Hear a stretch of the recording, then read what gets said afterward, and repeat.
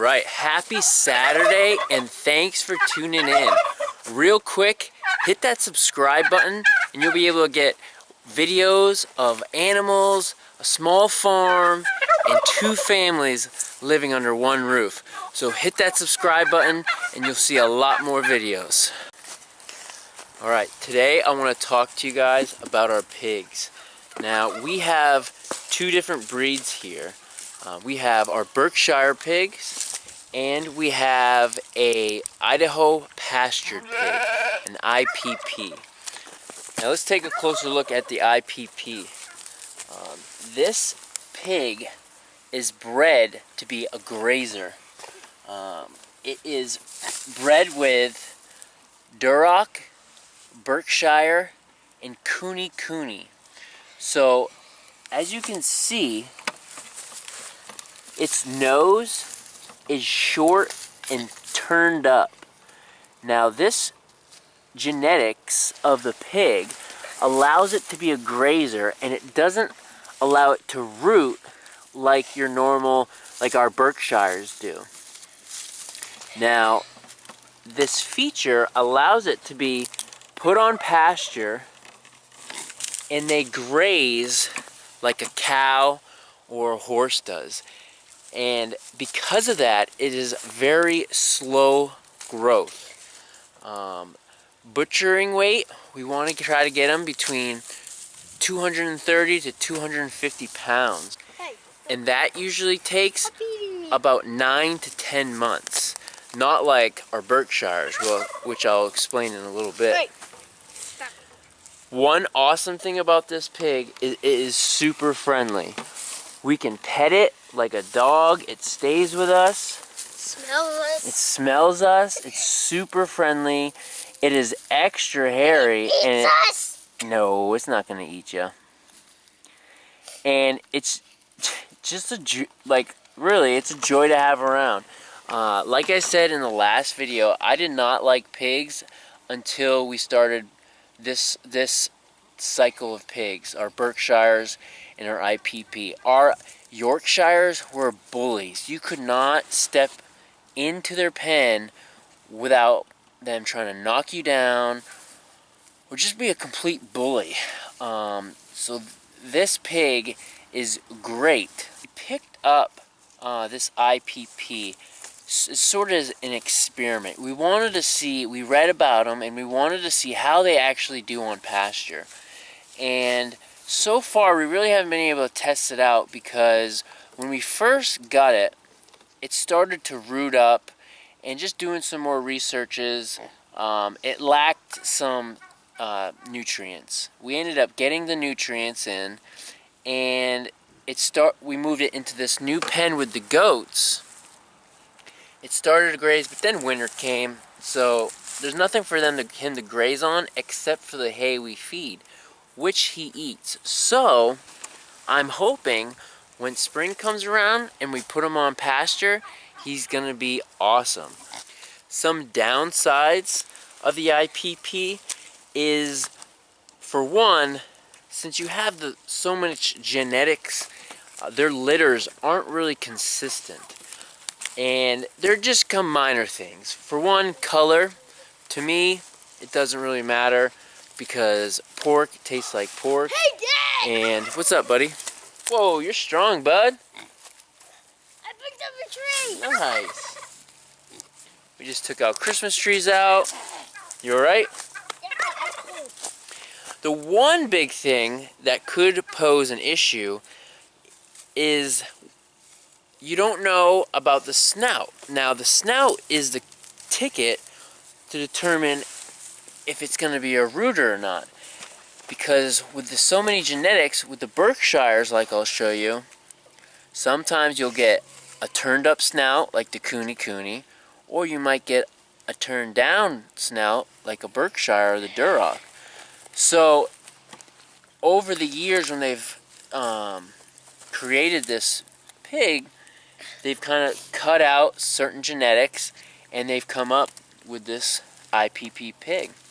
So it's going to be really nice to see what happens and how it works for us. So let me take you over to our Berkshires And as you can see, this paddock is completely torn up. And that is because of the tool that's in front of their face. And it's a huge difference compared to the IPP. And as you can see from its nose, it is long and flat. And that is to get underneath those roots to eat grubs and all types of bugs. And they just completely rip up all this dirt. If it was not 20 degrees out right now, this is completely mud. And they roll around in it, they have fun, they go through it. And the great thing about it is we're also using these pigs to build this soil for future gardens. So not only we get delicious meat, we also get the ability to have better nutrients into our soil, building the soil for future gardens and delicious vegetables. Now, the reason why I'm showing you guys our pigs today is that in 2 weeks, we are going to be butchering for the first time one of our Berkshires. So we're pretty excited for that. That is going to be something very new, something we have no idea what we're doing. We're just going off of reading, watching YouTube videos. So that's why I wanted to show you guys what type of pigs and what we're doing for pigs right now. So we have them in this area, and we've had them on an auto feeder. Now we've had these guys about 4 months, and they have exploded.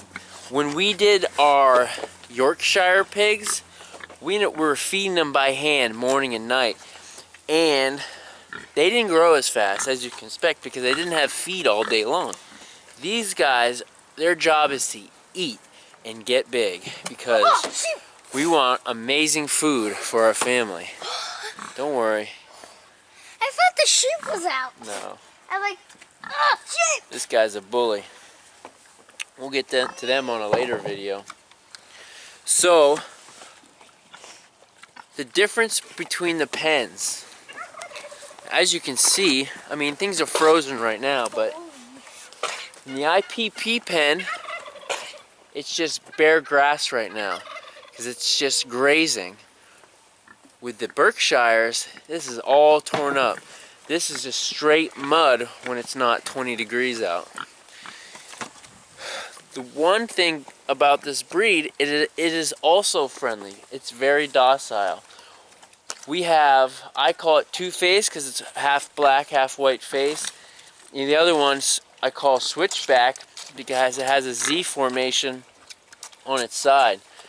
Two-face is definitely friendlier than switchback, but she has gotten a lot better. But two-face, man, you can come and snuggle up on her, and it's amazing. It's.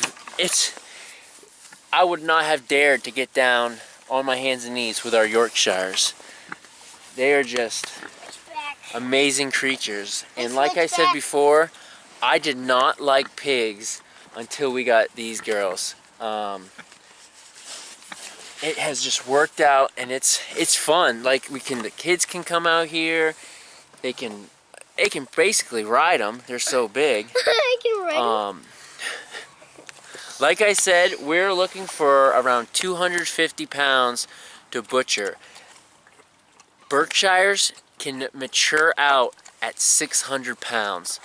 There's a little farm down the road. They have 600-pound Berkshires, and they're probably up to my waist. It's amazing how big these guys can get. But whatever you guys want, a style of pig, it's important to know what works best for your farm. And that's why we got different breeds, because we want to know what works for us, what works for our family, and what's better cost efficient. You know, if we can raise pigs with no feed and just on grass, and we're not putting a lot of income in on grain, then that's huge. But if it takes 9 to 10 months to grow out to eat, you got to think if you are you willing to wait for that. So the difference, it's what works best for you. And right now, as a young farm, we're still trying to figure out what that best is.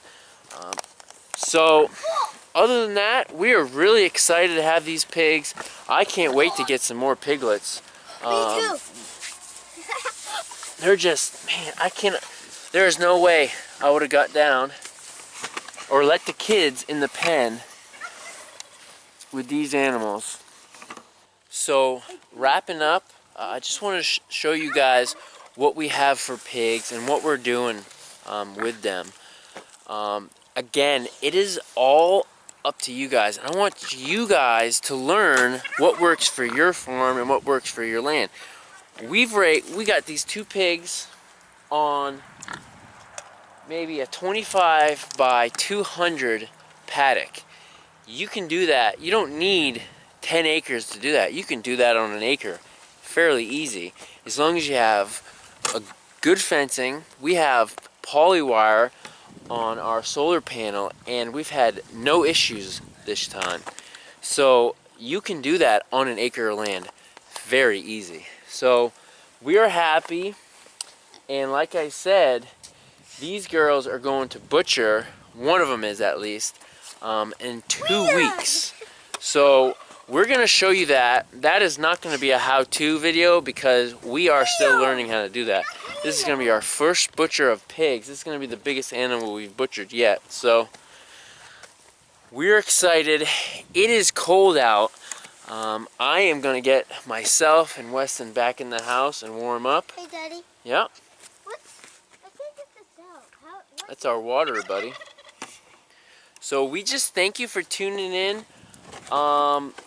We will show you progress and failure on this farm. So we just appreciate you guys tuning in. And again, thank you for watching and hit that subscribe button.